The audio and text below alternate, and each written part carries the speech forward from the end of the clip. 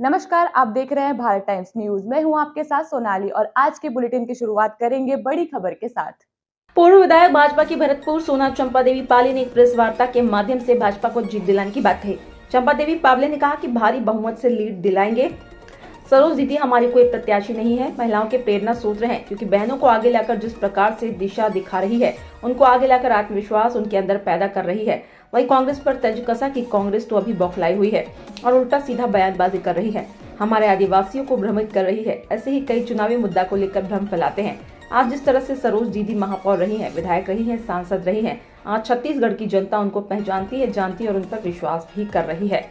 वहीं कांग्रेस के पूर्व विधायक गुलाब कमरो भरतपुर सोनहत ने भाजपा की पूर्व विधायक चंपा देवी पावले को उनके बयान पर कहा कि जब हमारा देश आजाद हुआ था उस समय कांग्रेस पार्टी के द्वारा आरक्षण दिला है।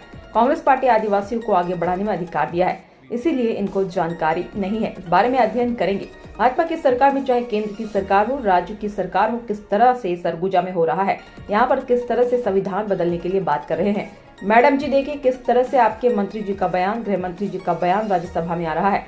उन्होंने कहा आरक्षण की आवश्यकता क्या है, आरक्षण की जरूरत क्या है। अमित शाह जी मन से कह रहे हैं ST SC रिजर्वेशन इस बार हम समाप्त कर दीजिए। पहले देख जानकारी ले लोगों में डर है। आज मणिपुर में किसी ने पूछा मैडम आदिवासी है, उस पर कुछ बोलेंगे। मध्य प्रदेश में किस तरह से आदिवासी पर अत्याचार हुआ, मणिपुर में अत्याचार हुआ, बस्तर में अत्याचार हुआ, देश में आदिवासियों के साथ जिस तरह से अत्याचार हो रहा है।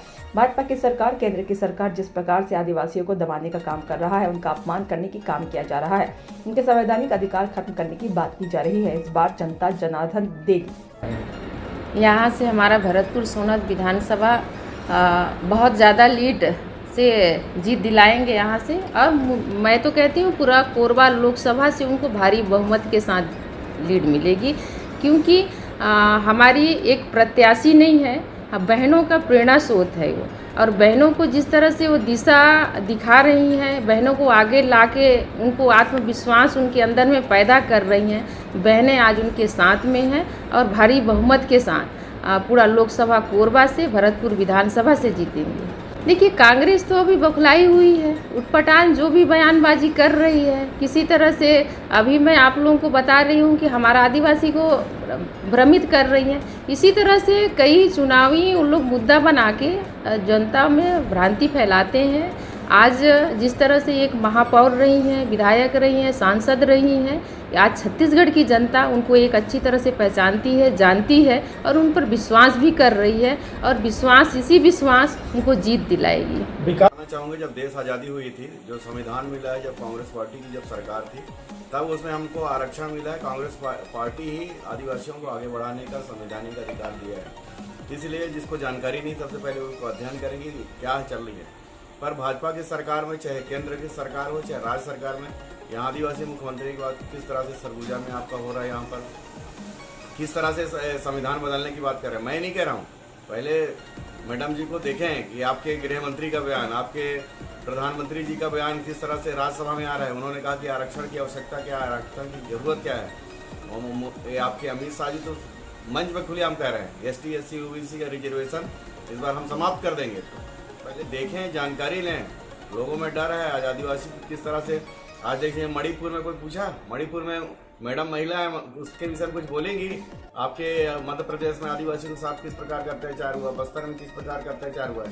देश में आदिवासियों के साथ जो अत्याचार हो रहा है, उसमें वर्तमान भाजपा की सरकार, देश की सरकार ने जिस तरह से आदिवासियों को दबाने का काम किया जा रहा है, उनको अपमान करने का काम किया जा रहा है, उसको संवैधानिक अधिकार को खत्म करने की बात किया जा रहा है। इस बार जनता उनको जनादेश देगी। जिस प्रकार से कल जुलूस से निकाला गया था कि सांसद लापता रहती हैं, यहाँ कभी आए नहीं, 5 साल तक इस क्षेत्र का दौरा नहीं किया। आपको पता होगा कि कितने महन जी का पूरा परिवार 2008-9 से आपको मिंड्रा में जाके देख लीजिए, लगातार जब चुनाव जीते हैं तब भी, चुनाव हारे हैं तब भी। मैं उनसे पूछना चाहता हूं, जब पूरे देश में कोरोना फैला था, जब लोगों को जब आवश्यकता थी कि लोग हमारी मदद करें, तो मैडम जी उस समय कहाँ थी।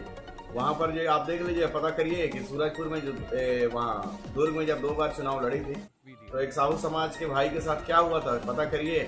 2 बार चुनाव हारने के बाद राज्यसभा और इस बार यहाँ पर भेजा गया है। तो जनता यहाँ से फिर इनको वापस भेजेगी, क्योंकि ये बाहर से आए हुए हैं। अगर जनता के हितैषी रहते, दुख सुख के साथ ही रहते, तो जरूर कोरोना में याद किए रहते। आप देखेंगे हमारा प्रदेश कांग्रेस कमेटी ने प्रेस कॉन्फ्रेंस किया है कि एक सांसद को एक साल में 5 करोड़ रुपये मिलता है और ये खर्चा कर बता रही है 12 करोड़ का। तो भाजपा माने झूठ बोलने का आदत और ट्रेनिंग दिया जाता है।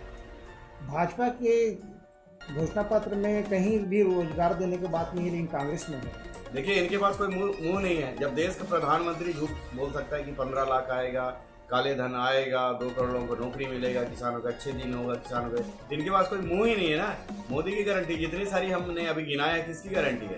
तो भाजपा जाति और धर्म के नाम से वोट मांगती है। अगर थोड़ा भी इनको शर्म रहता, थोड़ा भी अगर हिंदू और सनातन के विषय में अगर जानकारी रहता, तो बीप कंपनी से चंदा नहीं लेते। अगर इतनी अगर जानकारी रहता तो आप हिंदू सनातन की बात करते हैं, मंगलसूत्र की बात करते हैं, तो सम्माननीय प्रधानमंत्री जी की पत्नी कहाँ रह रही है, उनका मंगलसूत्र खुद ही ले लिए हैं। तो ऐसी है भारतीय जनता पार्टी का चाल चलित और चेहरा।